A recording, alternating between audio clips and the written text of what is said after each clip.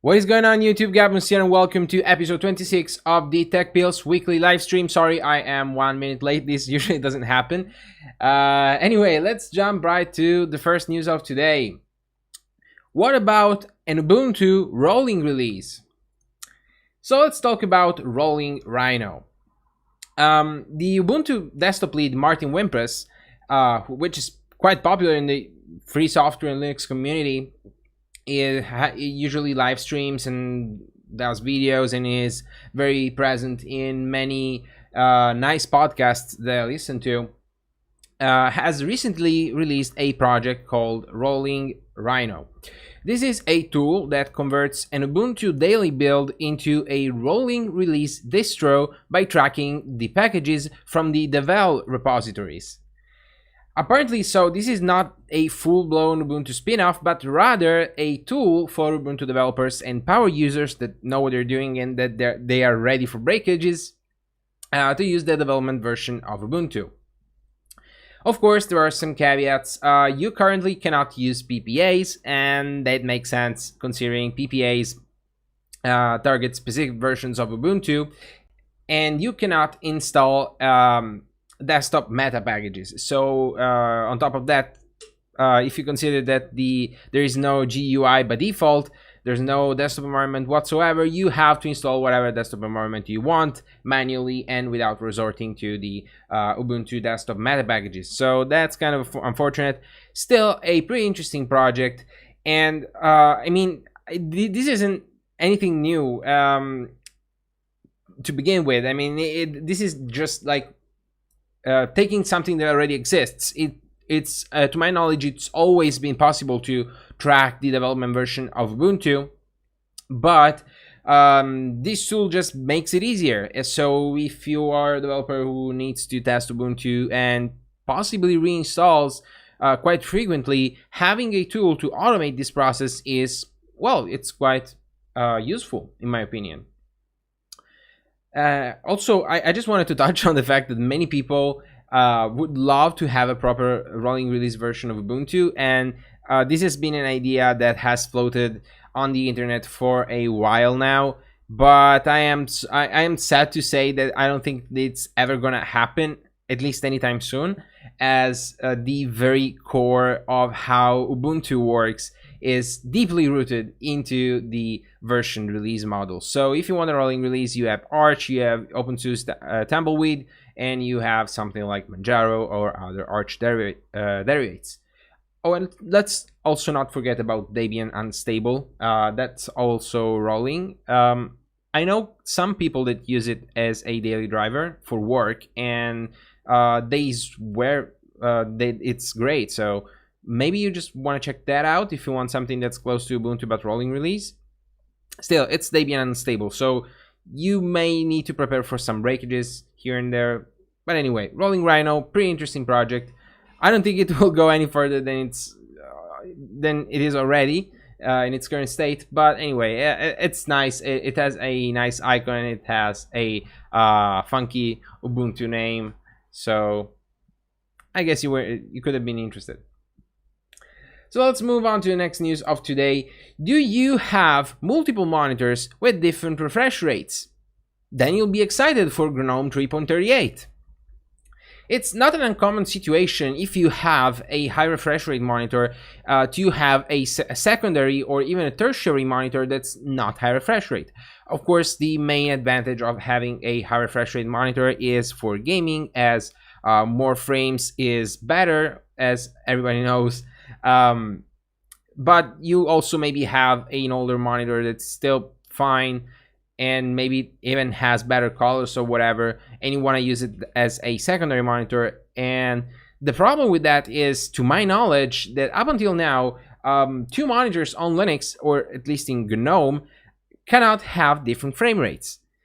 And I don't have a high refresh rate monitor at this point to confirm or deny this, so feel free to comment or send a message in the chat or whatever if I am wrong. But to my understanding, this is the main problem here we're talking about. Anyway, the great news is that starting with Matter 3.38, the window manager for the upcoming version of GNOME, this problem should be fixed, at least in Wayland. A new patch has just been merged in Matter's codebase that basically splits the clock for the Matter window manager, so that there can be more than one active for each monitor. So the clock, of course, is the software component that regulates the frame rate and how many frames are spit out by the compositor when actually drawing stuff on your monitor. So having previously, Matter just had one master clock, it was called, and now it has been split so that there can be multiple clocks at the same time in Matter, and this makes it possible to have different refresh rates on different monitors. Just be aware that this new feature appears to be available again in Wayland only. As for what I got from reading the very technical blog post, the way they're achieving this is simply not compatible with X11. So I don't know. I mean, thankfully, Wayland at this point is mostly daily driver ready, and with most GPUs out there at least. Hopefully the guys over at Nvidia get their stuff together and finally make Wayland usable on their GPUs. But in the meantime, if you have an Intel or an AMD GPU, you will be able to get the most out of your hardware and avoid these weird problems by just switching to Wayland. And I'm currently on Xorg because I'm streaming and OBS doesn't always play super nice with Xorg, but I have run Wayland for quite a while when I first got the 5700 XT.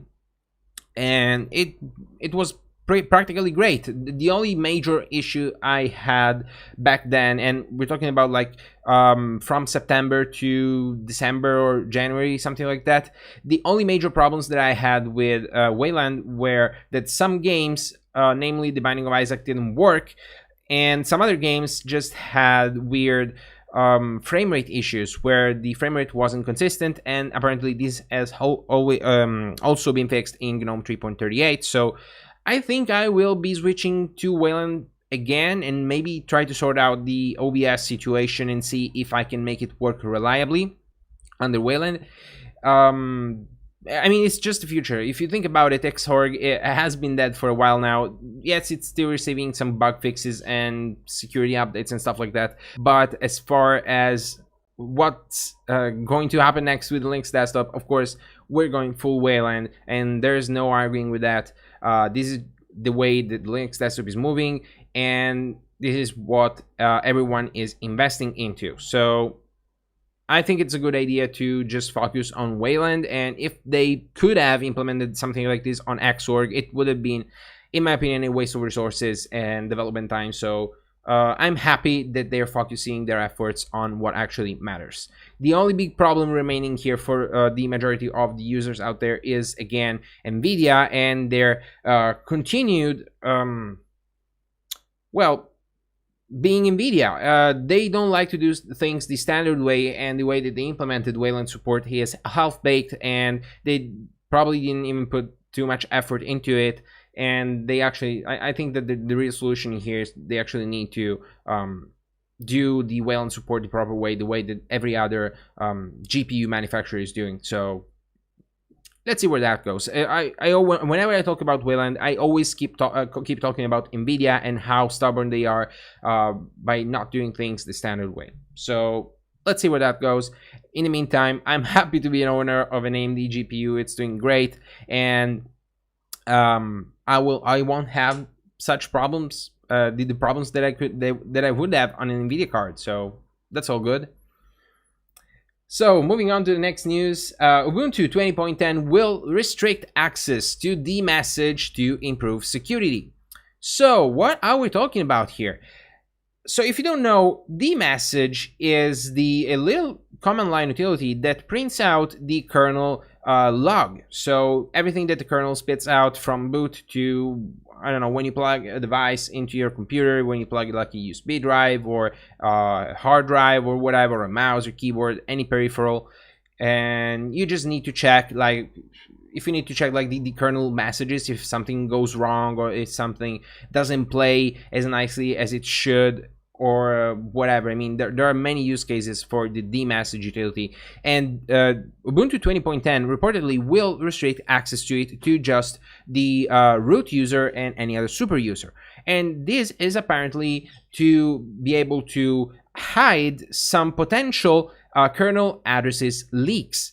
So, of course, being the kernel log, if something goes wrong, if there's an error, it is a possibility that in the kernel log you will find some addresses for kernel memory areas. So this is particularly dangerous because, particularly with like these speculative execution exploits and all the other pretty pesky security vulnerabilities that we keep seeing with modern computers, if you have access to like an unrestricted user on a machine and you have the possibility to get a kernel address, kernel memory address, you can probably override it, you can probably write on top of it, and that can be messy, and that can lead to privilege escalation, and basically allowing an attacker that has access to an unprivileged user on the machine to become root, and that's very dangerous. Of course, this isn't a very common threat, but my biggest concern here is some rogue third-party apps. So with the rising popularity of Linux in general, we're seeing more third-party apps on Linux. And even if you even think about something like Steam games, they're proprietary third-party apps that you install on your computer, and of course they don't have access to your root file system because they're installed in your home directory or whatever. It's the main point being that it's not like in the root file system. They cannot touch it, of course, because they're installed in user space. But what they could do, if there's like a, say, a malicious game on Steam, or a malicious third-party program that's not open source, or maybe whatever, that's not been audited correctly, what it can do potentially is exploit this, like the message, read the content of the message and get a kernel memory address space and write on top of it, gaining potentially root privileges and basically screwing you over, because once an attacker has control over your root account, you're screwed. So hiding the message and locking it under the super user only access is, in my opinion, a very good idea, and I think I will do that in my machine as well. It shouldn't be an issue for like normal users. Maybe if you have some scripts that make use of the message, you probably want to like add sudo there at some point, but for a normal user, they are not going to notice any difference. And if you really want to read the message, typically we are always the administrators of our own desktop computers, so we can just type in the sudo password, and that's just one small extra step we have to take. So great work to the Ubuntu team, great idea. I really like this thing, and I will probably implement this in my Arch install. And by the way, I think it's always great to see how the more mainstream distributions like Ubuntu, Fedora, Red Hat do these kind of things, implement this kind of like improvements and fixes and security improvements, whatever.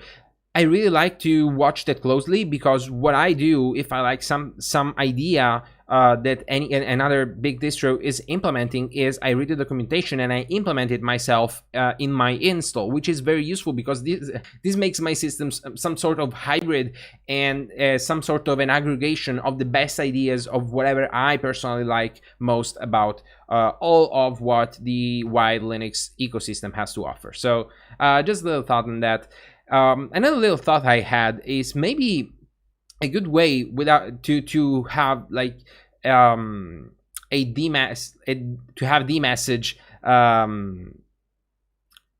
can I say it, protected in a way, secured, is to use containerized or sandboxed applications like Flatpaks and Snaps. I am not sure if you can or cannot read the message from those containerized formats.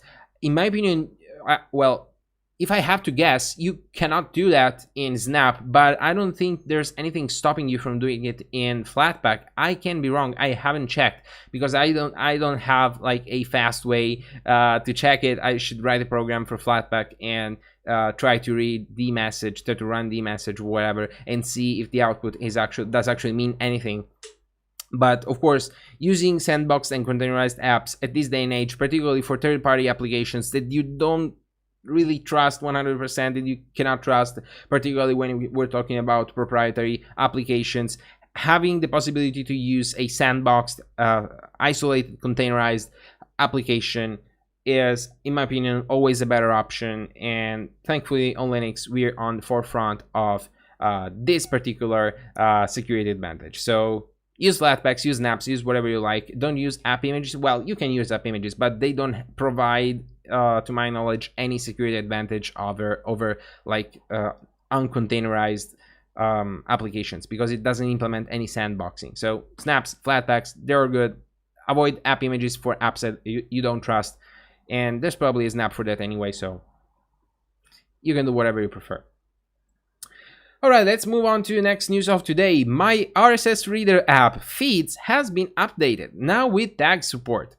Now, to be fair, this isn't in a release yet, because I still have to implement some things that are not ready and I don't really have a good idea how to implement. But anyway, well, to popular request, I finally implemented tags in Feeds. And what tags do, they're basically categories. I don't like the idea, if you use an RSS reader, and I've used many, I don't really like any of them in particular, because I think they're much too complicated, and that's one of the reasons why I created Feeds in the first place, because I wanted something simple. I wanted just a feed, hence in the name, where I could read my news and whatever I wanted to read. And having tags hasn't been a priority for me, really, because it's something that I don't really use myself. And that's mostly because what I follow, what's in my RSS feed, are typically just like tech things and Linux things and things that I am very focused on every day, because that's what I do. But I don't really have a variety of stuff that I follow in my RSS feeds. And that's kind of changing, particularly since I want to keep myself informed with like world news, and I have recently discovered a passion for, well, not a passion, but I like eating, so I like to cook nice things. So I recently discovered a passion, let's call it passion, for cooking blogs and YouTube channels and stuff like that. So I just wanted to separate those things, and now having like categories in an RSS reader finally makes sense to me. And that's why I went ahead and implemented those in Feeds. And I chose to use tags instead of like a nested category system, because again, nested category systems, it's basically as if you have like a folder structure in your RSS reader, where you have folders and subfolders and feeds inside some subfolders, and subfolders inside subfolders with feeds alongside them, and it's just, oh, sorry, it just gets messy, and I don't really want to do anything like that, because implementing that would be a nightmare considering the current structure of feeds. Instead, I opted for a more simple tags approach. And how tags work is you just have like, you have your feeds and you just add a tag to whatever feed you want, period. And say I follow, I don't know, the Destination Linux YouTube channel, I can put it in the Linux and in the tech tags, so that if you want to look at tech or Linux, I find Destination Linux on both, and that's no problem. So that's the way I mostly thought about it. And if you want, you can even implement something that resembles like a very nested and deep categorization of your feeds by just using these tags, because one single feed can have multiple tags, and that's no problem. And of course, a tag can have multiple feeds, no problem as well.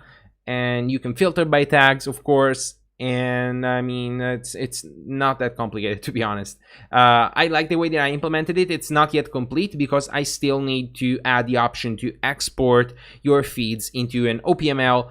Well, you can already do that, but the tags in the exported OPML are still not implemented. You can import OPML files with categories, and they will be converted to tags already. So that's done, but I haven't done like the other way around yet. Because that gets complicated, because OPML works, at least to my understanding, as if you were actually using categories instead of tags. So you could have some intersections in your feeds and stuff that I don't know how to solve. So I had to take my time to lay out all the possible edge cases and see if I can solve them and how I can solve them before I actually implement anything. So it's not yet in an official release. It will be soon, hopefully, but it's in the master version. So if you want to try it out, you can go to gfeeds.gabmus.org and grab the latest version from master. You just have to go to the repository and go to, okay, let me actually show it to you, because it's not it's not actually that intuitive. So let me share the screen. There we go. So you just go to gfeeds.gabnus.org. You go to hack, probably it's the easiest way. Go to GitLab repository. And from here, you just go to repository. No, I always mess this up. CI/CD jobs. And then you should see the latest version is always the one that's topmost. As you see here, you can just see here name Flatpak. You can just download by pressing the download button, and it will download a Flatpak package, and you can just install it by typing Flatpak install and then the path to the file that you just downloaded. So it's very straightforward once you know how to do it. If you want to play around with tags and open issues, and maybe if you find something that I didn't do all that well, you can always report bugs and request new features and whatever you really want, or contribute to my code if you if you feel like it. It's kind of a mess. The project isn't too clean because it's kind of a big project, but of course, if you want to contribute with code, that's of course always highly appreciated.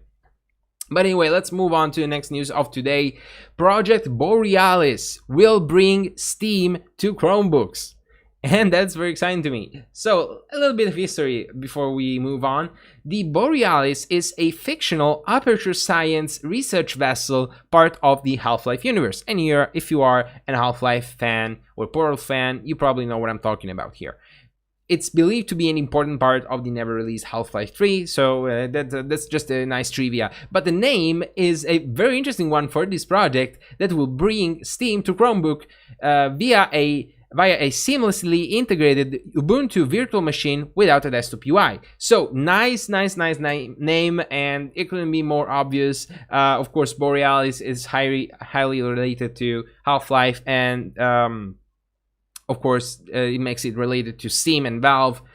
And apparently, Google and Valve have been working on this for quite a while. And the way, again, reportedly, the way that they're implementing it is having an Ubuntu virtual machine without a desktop UI, so probably that will just integrate in the existing Chrome OS interface that will allow you to install Steam. To me, this is a very interesting and exciting news for how little I care about Chromebooks, to be honest, because I mean they are very popular machines, particularly among young students. And what do kids love to do with computers? Play games, of course. This project will likely, if it succeeds, bring the Linux market share for Steam to an unprecedented height.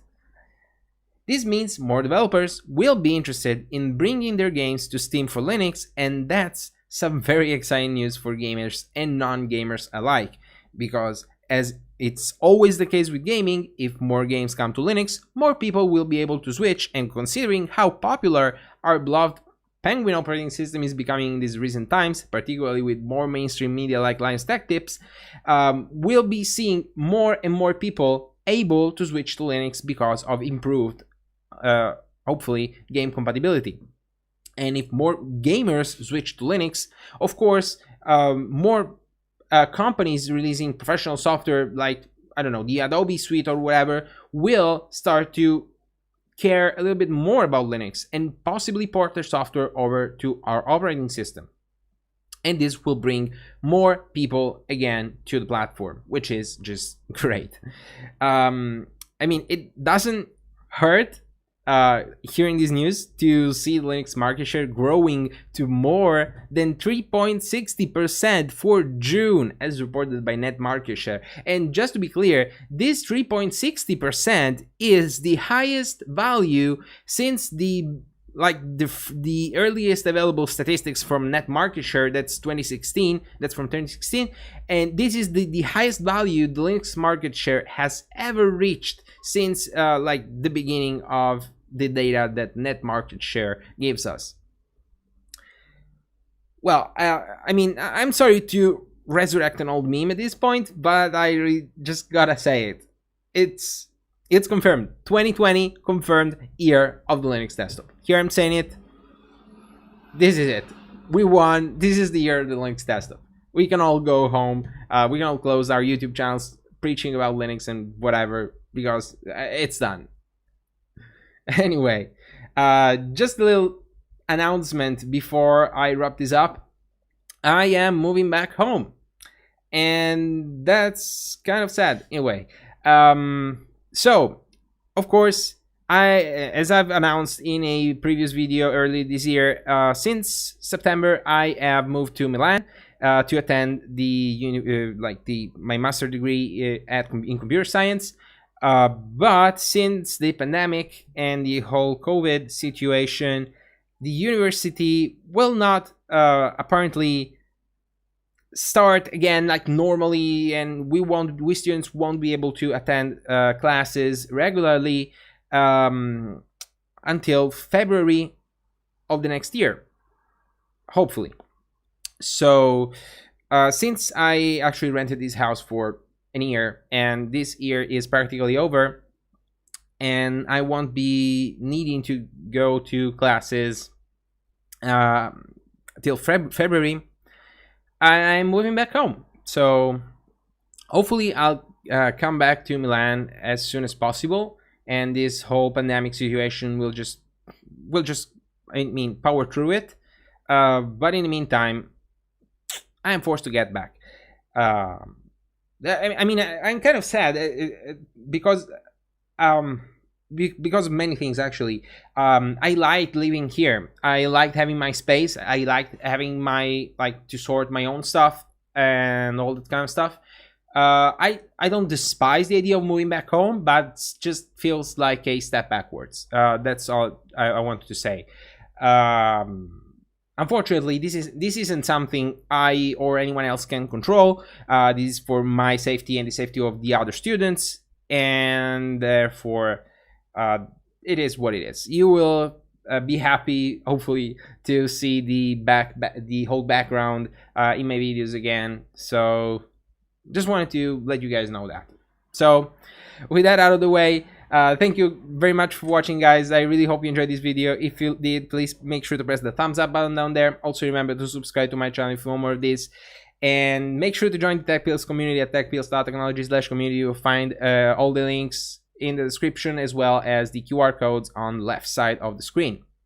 So guys, thank you again very much for watching, and I'll be seeing you in the next one.